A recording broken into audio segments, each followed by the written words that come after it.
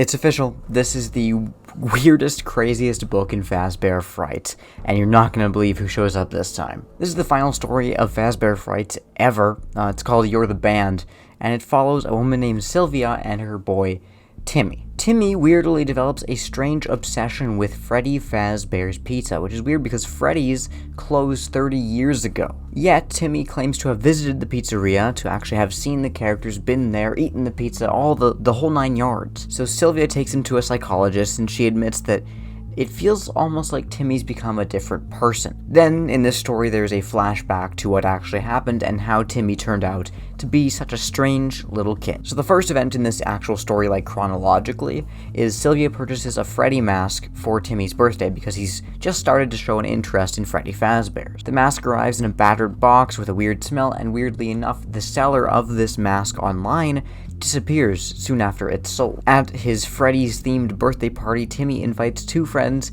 to play Bonnie and Chica while he plays Freddy, and he sings a song that apparently used to be played at Freddy Fazbear's Pizza, which again, how would he know this? He never went to Freddy's. When he does this, Sylvia exclaims, "You're the band," which, that's the name of the story, so if that's cool to you, then great. Now, the problems come when later that night, Sylvia hears screams coming from Timmy's room, but she finds nothing there, apart from Timmy, obviously. The next day, Timmy starts talking ominously to Sylvia over breakfast about the children who were found in Freddy's lined up against a wall, which is kind of similar to how they were depicted in Into the Pit, where the children were lined up against the wall thanks to William Afton. Oswald saw that, and apparently Timmy now knows about it too. Timmy starts to act really weird. He starts throwing tantrums, which normally he wouldn't do. He starts acting like a real brat, and Sylvia's like, I thought I was a better parent than this. I don't know why he's acting so awful all of a sudden. Eventually, Sylvia is really distraught over this. She finds Timmy talking to a shadow. I'm not going to elaborate on that. I'm just going to let that sink in.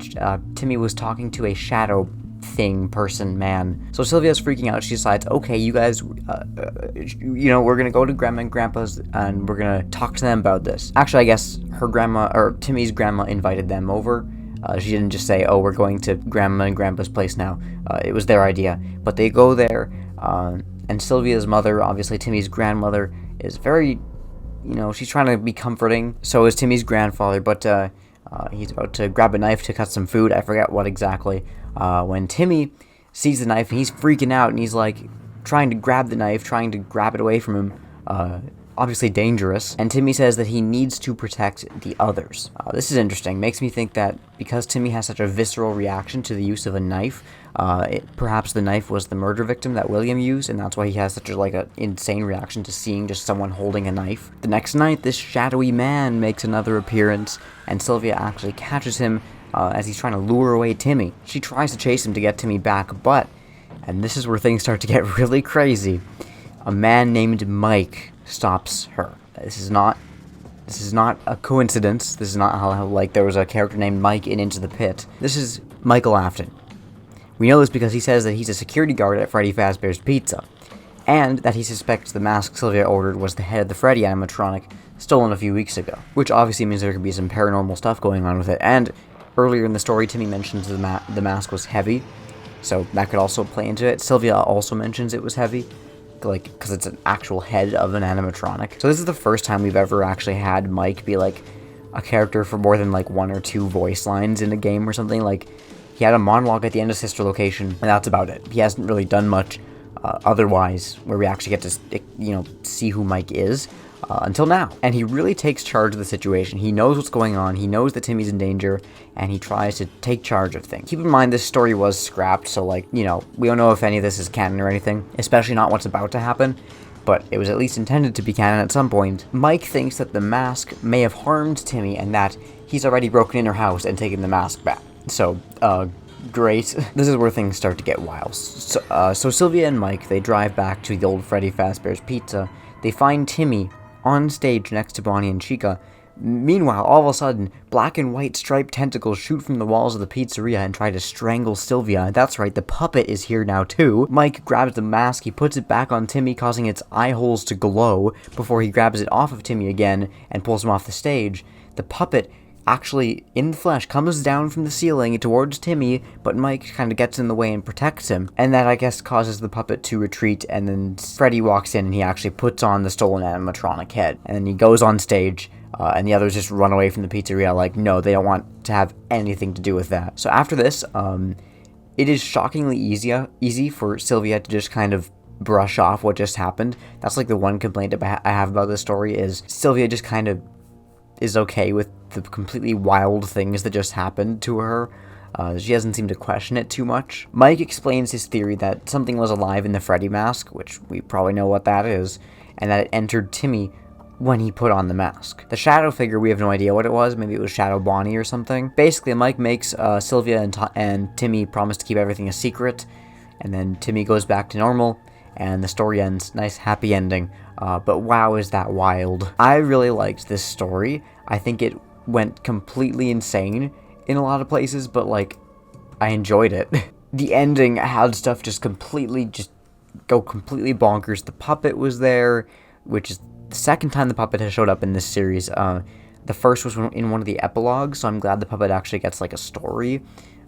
Never really been one of my, like, super favorite characters, but I still like it, so. And it's a very lore important character, so. Getting to see Mike and have him actually be kind of personified for once was great.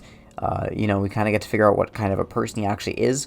Noticeably, he is not mentioned to be, like, horribly disfigured or anything, like Mike is after Sister Location, so I think we can probably assume this takes place before Sister Location, which I don't know if that was ever really a question anyway. I think we kind of, most of us assumed that already, but now we know, like, for sure. Assuming this story is canon, of course, it is questionable because it's, you know, it's a scrapped story, so I don't want to jump to any conclusions about that, but if this story was, like, for sure, you know, like, a part of Fazbear Frights, we could probably make the assumption that it's at least, you know, telling us that, like, hey, this probably happens before Sister Location, or it's just an oversight on Scott's part. That's also entirely possible. As for the whole mask thing, I can't help but think it's very similar to the empty Freddy Fazbear head in FNAF 2.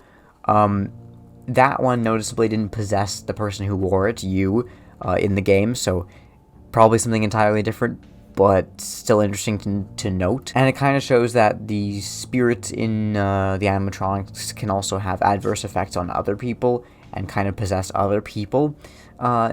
In a way, if an item they're possessing comes into contact with a person, at least in this story, which again might be a one-off thing, but it might also happen in the future, so maybe we should keep this story in the back of our heads in case it does. And once again, the idea of memories coming to Timmy that were never really his, I think that means that the soul of who's possessing Freddy, I think it's Gabriel, is now in control of him while he's wearing the mask, or after he puts on the mask, that soul kind of begins to sort of take hold of Timmy, at least for the time until Mike takes the mask off, and then Timmy is back to normal, which again shows a little bit about how possession works in the series, so it's really interesting.